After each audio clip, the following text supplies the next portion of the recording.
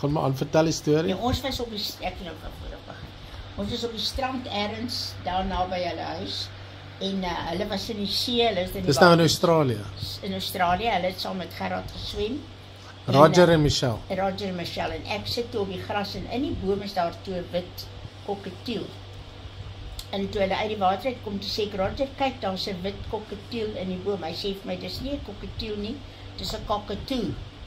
Ek sê, ja, ek weet, in Afrikaans sê ons kokketiel, in Engels is dit cockatoo. Hy sê vir my, maar dis nie 'n kokketiel nie, dis 'n cockatoo. Ek sê, nou, hoe weet jy dit? Hy sê, want dis gemaak van kokka en toe.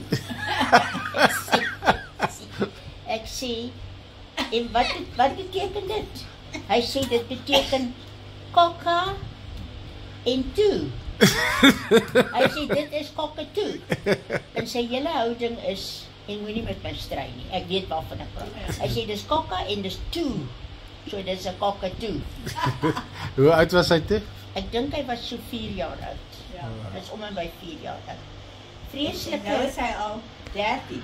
Hy word nou 12 in Januarie. 12. Hy word 12 in Januarie. vreeslike definitiewe idees. Hy het ook altyd gesê, as ons by die Gerard bly soos hy met die trappe afgaan om by die kar te kom. Altyd gesê, hy is die leier, hy loop voor. En dan loop Gerard. En dan loop Michelle. En dan loop ek. Laaste by die trappe af. En toe sê ek eendag vir hom, hoorie Roger, ek is nou moeg om altyd laaste af te loop. Dis nie regverdig dat ek altyd laaste moet loop nie. Hy staan so rukkie stil en hy kyk my so, hy sê, okay. Loop langs papa en hou sy hand vas.